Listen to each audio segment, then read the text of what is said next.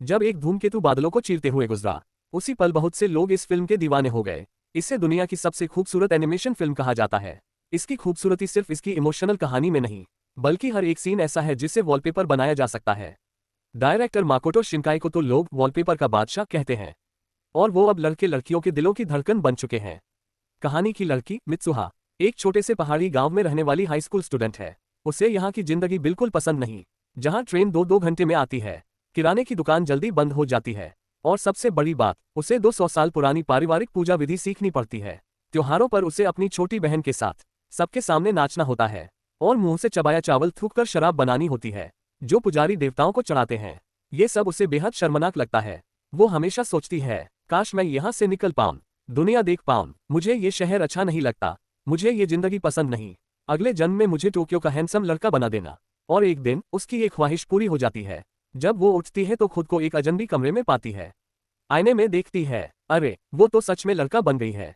उसे पता चलता है कि ये लड़का टाकी है, जो टोक्यो में रहने वाला एक हाई स्कूल स्टूडेंट है। वो टाकी की तरह उसका दिन बिताने का फैसला करती है। स्कूल जाते वक्त टोक्यो की चकाचौंध देखकर उसका मन खुश हो जाता है। हालांकि उसकी हरकतें लड़कियों जैसी होती हैं, जिससे सब उसे अजीब नजरों से देखते हैं। फिर भी वो टोक्यो की हर चीज एंजॉय करना चाहती है। स्कूल के बाद वो कैफे जाती है, शानदार डेजर्ट खाती है, फोटो लेती है, फिर टाकी की पार्ट टाइम जॉब पर काम करती है। हालांकि हाथ पांव फूल जाते हैं, पर वो इस अनोखे दिन को एंजॉय करती है, और रात में मोबाइल पर सारा अनुभव लिखकर हथेली पर अपना नाम भी लिख देती है। दूसरी तरफ टाकी जब उठता है, तो अपनी हथेली पर लिखा नाम और फोन में डायरी देखकर हैरान रह जाता है। मित्सुहा भी अपनी हथेली पर टाकी का नाम देखकर चौंक जाती है। धीरे धीरे उन्हें समझ आता है कि वे दोनों बारी बारी से एक दूसरे के शरीर में जा रहे हैं, वो भी बिना किसी चेतावनी के। और नींद में ये अदला बदली होती है। जागने के बाद यादें धुंधली होने लगती हैं। एक दूसरे की जिंदगी न बिगड़े, इसके लिए वो नोट्स छोड़ने और कुछ नियम बनाने का फैसला करते हैं। न नहाना, न फालतू पैसे खर्च करना, लेकिन नियम तो तोड़ने के लिए ही होते हैं। मित्सुहा लड़कों के बीच सबसे अच्छी बास्केटबॉल प्लेयर बन जाती है, और टाकी सारे पैसे अपने पसंदीदा स्वीट्स पर उड़ा देता है। एक दिन टाकी मित्सुहा के शरीर में उसकी दादी के साथ पहाड़ पार कर एक बड़े से क्रेटर जैसी जगह पहुंचता है, जहां मित्सुहा का बनाया हुआ चबाया चावल वाला शराब देवताओं को चढ़ाया जाता है। शाम ढलते वक्त वो पहाड़ की चोटी से अद्भुत नजारा देखता है, और दिल में उसे हमेशा के लिए कैद कर लेता है। फिर पता नहीं क्यों, अगली बार आंख खुलते ही उसकी आंखों से आंसू बहने लगते हैं। फिर से जागे हुए लॉन्ग लोग पता नहीं क्यों अचानक रो पड़ा, लेकिन तभी उसका ध्यान फोन की रिंगटोन पर चला गया। नेट पर उसने देखा साने सन ये ने उसकी क्रश के साथ डेट सेट कर दी है। वो जल्दी जल्दी तैयार होकर घर से निकल गया। इसी बीच साने आईने के सामने खड़ी थी और धीरे धीरे बड़बड़ा रही थी। बहुत अच्छा, अब दोनों साथ हैं। ये सोचते ही कि आज लॉन्ग डेट पर गया है, उसकी आंखों से भी आंसू अपने आप बह निकले। आज छोटे कस्बे का सालाना ऑटम फेस्टिवल था, और वो दिन भी जब नंगी आंखों से धूमकेतु आसमान में दिख सकता था। साने ने अपनी पुरानी शक्ल सूरत बदल ली, बाल छोटे कर लिए, खूबसूरत किमोनो पहन लिया। दोस्तों को लगा कि उसका ब्रेकअप हो गया है, लेकिन सच तो सिर्फ उसे पता था। हर बार जब उनके शरीर बदलते थे, लॉन्ग के लिए उसके लंबे बाल बांधना कितना मुश्किल होता था। रात का आसमान बहुत खूबसूरत था। 1200 साल में एक बार आने वाला धूमकेतु चमचमाती रोशनी के साथ आसमान में लकीर खींच रहा था। लेकिन तभी धूमकेतु अचानक 2 हिस्सों में बंट गया, और उसका एक टुकड़ा लाल खतरनाक रोशनी के साथ सीधे कस्बे की ओर गिरने लगा। उस दिन के बाद से लॉन्ग और साने का शरीर बदलना बंद हो गया। वो उसे फोन करना चाहता था, लेकिन कॉल कभी लगती ही नहीं थी। दिन बीतते गए, लॉन्ग की साने के लिए तड़प और बढ़ती गई। वो उसे ढूंढना चाहता था, लेकिन याद ही नहीं आ रहा था कि वो कहाँ रहती है।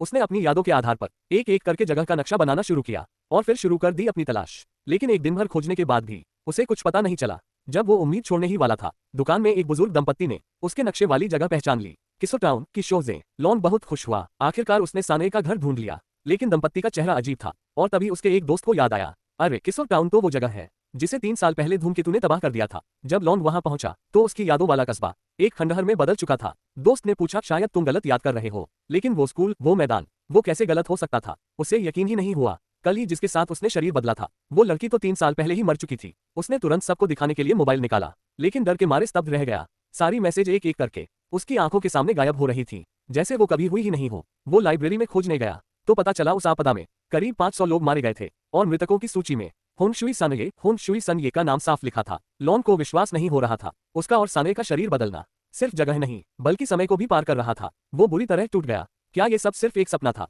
यहाँ तक कि उसकी यादें भी धीरे धीरे मिटने लगी। उसका नाम क्या था? उसने अपनी कलाई पर बंधी कुमिहिमो जीशे की तरफ देखा। उसे याद भी नहीं था कि किसने दिया था, बस इतना पता था कि वो इसे बहुत समय से पहन रहा है। उसे याद आया, कुमिहिमो बनाने वाली ने कहा था, ये धागे समय के बहाव को जोड़ते हैं। तभी उसे साने की दादी की बात याद आई। एक भूमि रक्षक देवता होता है, कामी छनली। वो लोग जो कुमिहिमो और कुसाका के साके को जियाओ बनाते हैं, वो दोनों चीजें माध्यम बन सकती हैं। तो अगर वो खुद को और साने को जोड़ना चाहता है तो वही साके जो मंदिर में चढ़ाया गया था वो उसका इकलौता सहारा है। अगली सुबह वो पहाड़ों के अंदर गया, देवता के मंदिर तक मिल गया, सच में मिल गया, ये सपना नहीं है। वो गुफा में पहुंचा, वहां 2 बोतलें साके की रखी थी। उसने ढक्कन में थोड़ा सा डाला, अगर समय सच में पलट सके तो एक बार फिर इतना कहकर उसने साके पी लिया। लेकिन जैसे ही वो उठने लगा अचानक गिर पड़ा और उसकी चेतना मानो समय को पार करते हुए साने को रोते हुए देख रही थी, उसे बाल काटते हुए, किमोनो पहनकर धूमकेतु देखने जाते हुए। वो जोर से चिल्लाया, साने मत जाओ, वहां से भागो, लेकिन साने उसे सुन ही नहीं पाई।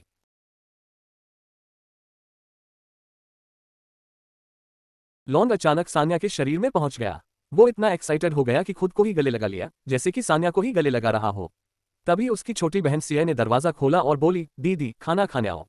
लॉन्ग ने टीवी पर न्यूज में देखा कि कुई शिंग कॉमट जल्द ही आने वाला है।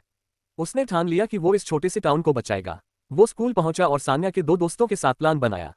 एक का काम था बिजली के कंट्रोल सिस्टम को उड़ाना ताकि डर फैल जाए। दूसरा ब्रॉडकास्ट को हैक करके गांव वालों को स्कूल में शरण लेने का मैसेज दे। और खुद लॉन्ग ने तय किया कि वो सीधे टाउन मेयर, जो सान्या का पापा था, के पास जाएगा। लेकिन पापा ने उसकी बात पर जरा भी यकीन नहीं किया, उल्टा उसे डांट दिया और बाहर निकाल दिया। तभी लॉन्ग को समझ आया, शायद सिर्फ असली सान्या ही उन्हें मना सकती है। वो तुरंत बाइक पर बैठा और उस मंदिर की तरफ निकल पड़ा जहां देवी देवताओं की पूजा होती थी। रास्ते में उसके दिमाग में एक याद चमकने लगी। 3 साल पहले सान्या टोक्यो आई थी और लॉन्ग को ढूंढ लिया था, लेकिन उस वक्त लॉन्ग उसे जानता भी नहीं था। सान्या, अरे मैं।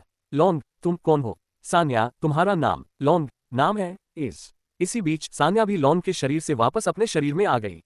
वो पहाड़ की गुफा से बाहर निकली और इतोमुसुबी गांव का धागा बांधने वाला टॉवर के खंडहर देखकर समझ गई।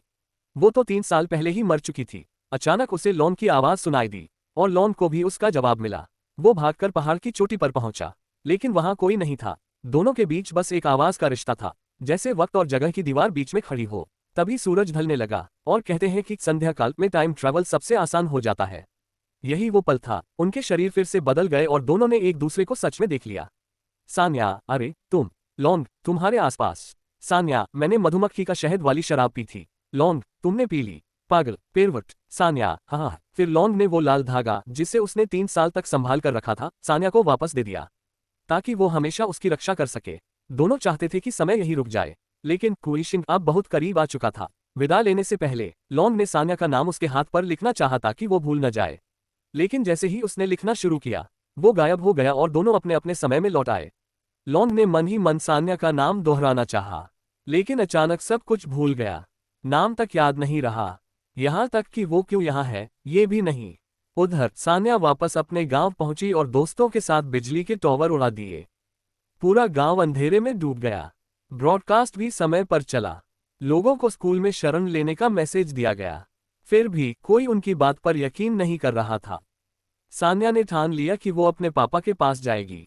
दौड़ते दौड़ते वो लॉन्ग का नाम याद करने की कोशिश करती रही, लेकिन भूल चुकी थी। दौड़ते हुए गिर पड़ी, हाथ देखा, वहां बस 2 शब्द लिखे थे, पसंद है। उसकी आंखों में दृढ़ता लौट आए। वो दौड़ती रही और आखिरकार पापा तक पहुंच गई। उसकी आंखों की सच्चाई देखकर पापा हैरान रह गए। उधर कुइशिंग आसमान चीरते हुए बादलों को चीरकर सीधे गांव पर गिर पड़ा। तेज धमाके के बाद जमीन फट गई, पूरा गांव मलबे में बदल गया। 5 साल बाद लॉन्ग अक्सर अपनी हथेली को देखता। उसे कुछ याद नहीं था, बस लगता था जैसे वो किसी को ढूंढ रहा है। कभी कभी राह चलते किसी लड़की के बालों में लाल धागा देखकर उसका दिल कांप उठता। उसे समझ नहीं आता कि वो कुइशिंग की घटना में क्यों रुचि रखता है। पूरा गांव उस वक्त तबाह हो गया था, लेकिन किसी की मौत नहीं हुई, क्योंकि मेयर ने अचानक गांव वालों को एवैक्यूएशन ड्रिल पर ले गया था। एक दिन मेट्रो में उनकी नजरें मिली। दोनों एक साथ ट्रेन से कूदकर दूसरे प्लेटफॉर्म की तरफ भागे। सीढ़ियों पर आमने सामने आकर बिना कुछ कहे बस गुजर गए। लेकिन जैसे ही सान्या पास से गुजरी, लॉन्ग ने हिम्मत करके